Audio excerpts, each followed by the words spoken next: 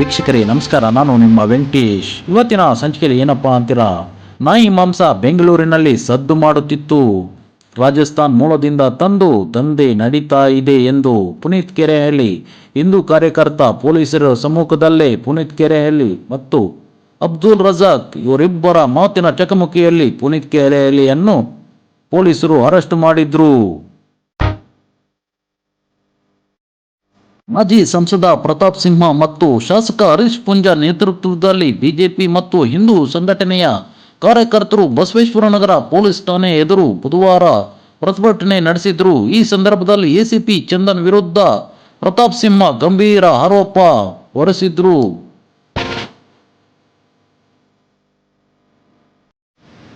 26ನೇ ತಾರೀಕು ರಾತ್ರಿ ಕೆಲವು ಮಾಧ್ಯಮಗಳ ಸಮ್ಮುಖದಲ್ಲೇ ಜೈಪುರದಿಂದ ಅಕ್ರಮವಾಗಿ ಮಾಂಸ ಬರ್ತಾ ಇದೆ, ಆ ಮಾಂಸ ಕುರಿಯದ್ದಲ್ಲ ಬೇರೆ ಇರ್ಬೋದು ಅನ್ನೋ ಗುಮಾನಿ ಇದೆ ಅಂತ ಹೇಳಿ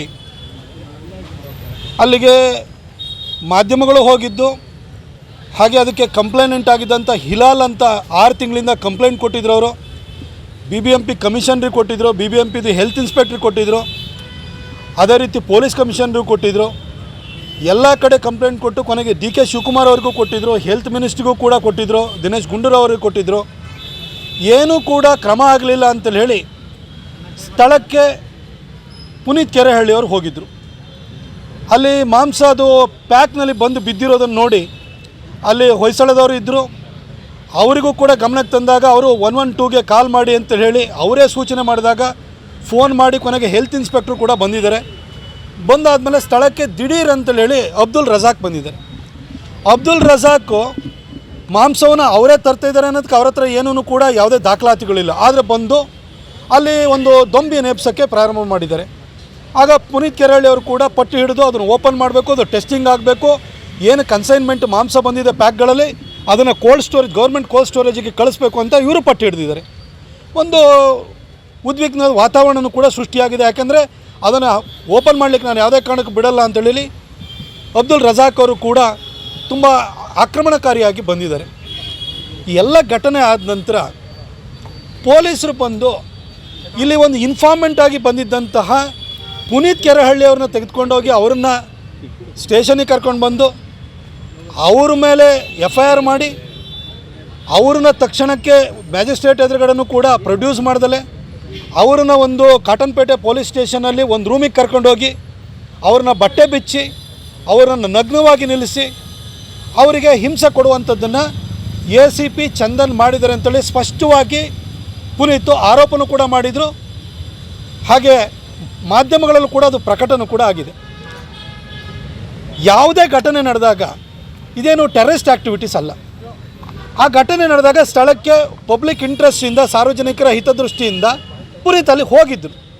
ಹೋಗೋದು ತಪ್ಪಾಗಾದರೆ ಒಂದು ಮಾಂಸವನ್ನು ತರಬೇಕು ಅಂತಂದರೆ ಯಾವ ಕಸಾಯಿಖಾನೆ ಜೈಪುರದಿಂದ ಯಾವ ಅಬೆಟಾರಿಂದ ತರ್ತಾಯಿದ್ದಾರೆ, ಏನೇನು ಅಗ್ರಿಮೆಂಟ್ ಮಾಡ್ಕೊಂಡಿದ್ದಾರೆ, ಆ ಕನ್ಸೈನ್ಮೆಂಟ್ ಬರಬೇಕು ಅಂದರೆ ಪ್ಯಾಕಿಂಗ್ ಹೆಂಗಿರಬೇಕು, ಕೋಲ್ಡ್ ಸ್ಟೋರೇಜಲ್ಲಿ ತರಬೇಕಾಗುತ್ತೆ.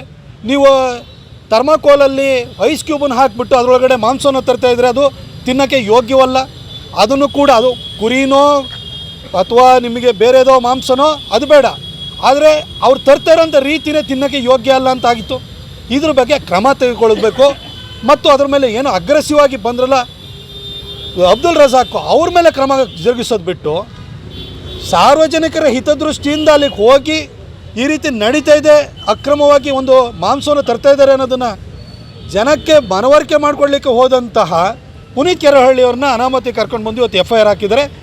ಮಾಧ್ಯಮಗಳಲ್ಲೂ ಕೂಡ ಅಬ್ದುಲ್ ರಜಾಕ್ ನಡ್ಕೊಂಡಿದ್ದ ರೀತಿಯನ್ನು ಅವತ್ತು ಒಂದು ರೌಡಿಸಮ್ ಮಾಡಿದ್ದನ್ನು ಕೂಡ ನೋಡಿದ್ದಾರೆ. ಆದರೆ ಇವತ್ತವರೆಗೂ FIR ಕೂಡ ಹಾಕಲಿಲ್ಲ ಅಬ್ದುಲ್ ರಜಾಕ್ ಮೇಲೆ. ಅದಕ್ಕೋಸ್ಕರ ಇವತ್ತು ನಾವು ಬಂದಿದ್ದು ಒಂದು ಯಾವುದೇ ವ್ಯಕ್ತಿ ಮೇಲೆ FIR ಆದ ಕೂಡಲೇ ಇಮಿಡಿಯೇಟಾಗಿ ಮ್ಯಾಜಿಸ್ಟ್ರೇಟಿಗೆ ಅದರ ಒಂದು ಮಾಹಿತಿ ಹೋಗಬೇಕು. ಆಮೇಲೆ ತಕ್ಷಣಕ್ಕೆ ಮ್ಯಾಜಿಸ್ಟ್ರೇಟ್ ಎದುರುಗಡೆ ಅವ್ರನ್ನ ಪ್ರೊಡ್ಯೂಸ್ ಮಾಡಬೇಕು. ಯಾವುದೇ ಕಾರಣಕ್ಕೂ ಕೂಡ ಟಾರ್ಚರ್ ಮಾಡಲಿಕ್ಕೆ ಕಾನೂನಲ್ಲಿ ಅವಕಾಶನೇ ಇಲ್ಲ. ಹಾಗಿದ್ಮೇಲೆ ಯಾಕೆ ಬಟ್ಟೆಯನ್ನು ಬಿಚ್ಚಿಸಿದರು? ಅದಕ್ಕೋಸ್ಕರವಾಗಿ ನಾನು ನೆನ್ನೆ ಟ್ವೀಟನ್ನು ಕೂಡ ಹಾಕಿದ್ದೆ. ಇವತ್ತು ನೇರವಾಗಿ ಬಂದು ಪೊಲೀಸ್ ಕಮಿಷನರಿಗೆ ನಮ್ಮ ಬೆಳ್ತಂಗಡಿಯ ಶಾಸಕರಾಗಿರುವಂತಹ ಹರೀಶ್ ಪೂಂಜಾ ಅವರು ಬಂದರು. ಹಾಗೆ ಪುನೀತ್ ಕೆರೆಹಳ್ಳಿ ಅವ್ರನ್ನ ಜೊತೆ ಕರ್ಕೊಂಡು ಬಂದು ಕಂಪ್ಲೇಂಟ್ ಕೊಟ್ಟಿರುವಂಥ ಹಿಲಾಲ್ ಅವ್ರನ್ನ ಜೊತೆ ಕರ್ಕೊಂಡ್ಬಂದಿದ್ದೀವಿ. ನಮ್ಮ ಅಡ್ವೊಕೇಟ್ ಆಗಿರುವಂಥ ಹರ್ಷ ಮುತಾಲಿಕ್ ಅವರು ಕೂಡ ಬಂದು ನಾವು ಇದುವರೆಗೂ ಕೂಡ ನಮ್ಮ DCP ಅವ್ರ ಹತ್ರ ಮಾತನಾಡಿದ್ದು, ಶೇಖರ್ ಅವ್ರು ಬಂದಿದ್ದರು, ಇಲ್ಲಿನ DCP ವೆಸ್ಟ್ ಅವರಿಲ್ಲ, ಅವ್ರ ಬದಲಿಗೆ ಪೊಲೀಸ್ ಕಮಿಷನರ್ ಹತ್ರ ಮಾತಾಡಿದ ಕೂಡಲೇ ಶೇಖರ್ ಅವ್ರನ್ನ ಕಳಿಸ್ಕೊಟ್ಟಿದ್ದು. ಅವರಿಗೆ ನಮ್ಮ ಎಲ್ಲ ವಿಚಾರಗಳನ್ನು ಹೇಳಿದ್ದೀವಿ.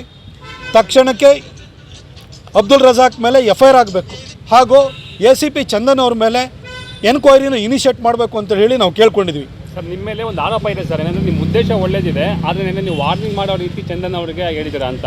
ನೀವು ಇರಬೇಕು ಅಂತ ಹೇಳಿದ್ದೀನಿ. ನೀವು ಇರಬೇಕು ಅಂತಂದರೆ ನೀನು ಅಂತಿಲ್ಲ ಸರ್, ದಯವಿಟ್ಟು ಪ್ಲೀಸ್. ನಿಮ್ಮ ಹತ್ರ ಮೊಬೈಲ್ ಇದ್ದರೆ ತೆಗೆದು ನೋಡಿಬಿಡಿ. ನೀನು ಅಂತ ನಾನು ಬರೆಯಲ್ಲ ಸರ್. ನಾನೊಬ್ಬ ಪತ್ರಕರ್ತನಾಗಿದ್ದವನು, ವಾರ್ನಿಂಗ್ ನಾನೇನು ಕೊಡೋಕ್ಕೋಗಿಲ್ಲ. ನಮಗೆ ಪೊಲೀಸರಿಗೆ ಯಾವ ರೀತಿ ಕಾನೂನು ಬಾಹಿರ ಚಟುವಟಿಕೆಗಳನ್ನು ಅಥವಾ ಕಾನೂನು ಸುವ್ಯವಸ್ಥೆನ ಕಾಪಾಡುವಂತಹ ಹಕ್ಕಿದೆಯೋ, ಪೊಲೀಸರು ಎಲ್ಲೋ ಒಂದೊಂದು ಸರಿ ಆಡಳಿತ ವ್ಯವಸ್ಥೆ ಲೋಪವನ್ನು ಎಸಗಿದಾಗ ಪ್ರಶ್ನೆ ಮಾಡುವಂಥ ಹಕ್ಕು ಸಾರ್ವಜನಿಕವಾಗಿ ನಮಗೂ ಕೂಡ ಇರುತ್ತೆ, ಯಾರಿಗೂ ವಾರ್ನಿಂಗ್ ಅಲ್ಲ. ಆಮೇಲೆ ಇನ್ನೊಂದು ಹೇಳ್ತೀನಿ, ಈ ಹಿಂದೆ ನಮ್ಮ ಸರ್ಕಾರ ಇರುವಂಥ ಸಂದರ್ಭದಲ್ಲೇ DG ಅವ್ರಿಗೆ ಲೆಟ್ರ್ ಬರೆದಿದ್ದೆ, ಚೀಫ್ ಸೆಕ್ರೆಟರಿ ಅವ್ರಿಗೆ ಲೆಟ್ರ್ ಬರೆದಿದ್ದೆ. ಯಾವುದೇ ಪೊಲೀಸ್ ಅಧಿಕಾರಿಗಳು ಈ ಮೀಡಿಯಾಗಳಿಗೆ ಹೋಗಿ ಸ್ಟೇಟ್ಮೆಂಟ್ ಕೊಡುವಂಥದ್ದು, ಹೀರೋಯಿಸಮ್ ತೋರಿಸೋಂಥದ್ದು, ರೀಲ್ಗಳು ಮಾಡುವಂಥದ್ದು ಅಥವಾ ಫೇಸ್ಬುಕ್ನಲ್ಲಿ ಬಂದು ಪ್ರವಚನ ಕೊಡುವಂಥದ್ದು ಇವ್ಯಾವ ಮಾಡೋಂಗಿಲ್ಲ ಅಂತ ಹೇಳ್ಬಿಟ್ಟು ಚೀಫ್ ಸೆಕ್ರೆಟರಿ ವಂದಿತಾ ಶರ್ಮಾ ಅವರು ಇರಬೇಕಾದ್ರೆ ಆರ್ಡರ್ನು ಕೂಡ ಇಶ್ಯೂ ಮಾಡಿದ್ದಾರೆ. ಅದು ಚಂದನ್ ಅವ್ರಿಗೆ ಕೂಡ ನೆನಪಲ್ಲಿ ಇರಬೇಕಾಗುತ್ತೆ. ಹಾಗೆ ಅವ್ರ ಬಗ್ಗೆ ನಾನು ವೈಯಕ್ತಿಕವಾಗಿ ಏನು ಹೇಳೋಕ್ಕೆ ಹೋಗಲ್ಲ. ಆದರೆ ಪೊಲೀಸ್ ಇಲಾಖೆ ಒಳ್ಳೆ ಕೆಲಸವನ್ನು ಮಾಡ್ತಿದೆ. ಆದರೆ ಕೆಲವರು ತಾವು ಹೀರೋಯಿಸಮನ್ನು ವ್ಯಕ್ತಪಡಿಸ್ಲಿಕ್ಕೆ ಅಥವಾ ತೋರ್ಪಡಿಸೋದಕ್ಕೋಸ್ಕರ ಈ ರೀತಿ ಅತಿರೇಕಗಳನ್ನ ಮಾಡ್ತಾರೆ, ಅಪಸವ್ಯಗಳನ್ನ ಮಾಡ್ತಾರೆ. ಇಂಥದ್ದು ಆಗಬಾರ್ದು, ಇಲಾಖೆಗೂ ಕೆಟ್ಟ ಹೆಸರು ಅಂತೇಳಿ ಹೇಳ್ಬಿಟ್ಟು ಅದನ್ನು ಮನವರಿಕೆ ಮಾಡ್ಕೊಳ್ಳಿಕ್ಕೆ ಬಂದಿದ್ದೀವಿ. ನಾವು ಯಾವತ್ತೂ ಚಾಲೆಂಜ್ ಮಾಡಿಲ್ಲ. ಇವತ್ತು ಬಂದಿದ್ದೀನಿ ಸ್ಟೇಷನ್ಗೆ, ನಾವೇನು ಗಲಾಟೆ ಮಾಡೋಕ್ಕೆ ಬಂದಿದ್ದೀವ? ನ್ಯಾಯ ಕೇಳಕ್ಕೆ ಬಂದಿದ್ದೀವಿ. ನ್ಯಾಯ ಕೇಳಕ್ಕೆ ಹಕ್ಕಿಲ್ವಾ? ಪೊಲೀಸ್ ಕಮಿಷನರ್ಗೆ ಹೇಳಿದೆ, DCPನ ಕಳಿಸ್ಕೊಡ್ತೀನಿ ಅಂತೇಳಿ ಹೇಳಿದರು.